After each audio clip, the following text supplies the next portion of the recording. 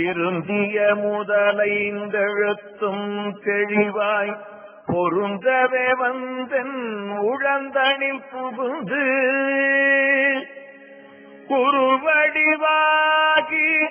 குவலயம் தன்னில் திருவடி வைத்து திறமிது பொருளென வாடா வகைதான் மகிழ்ந்தன கருளி கோடாயுதத்தால் கொடுவினை கழைந்தே உவட்டா உபதேசம் புகட்டியன் செவியில்